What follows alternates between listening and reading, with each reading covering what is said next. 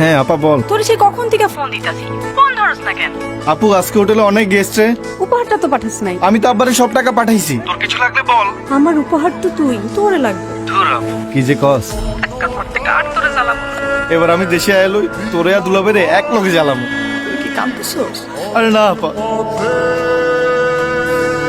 তোরে আজকে অনেক সুন্দর লাগতেছে রে।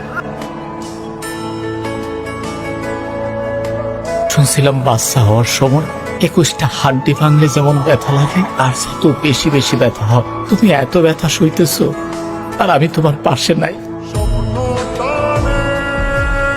বন্ধু, আমার তো ছুটি কনফার্ম হয়ে গেছে। কবে যাইতেছিস? পরশু দিনে চলে যাবো। যা রে যা, ঘুরে আয়। ঠিক আছে, থাক তাইলে।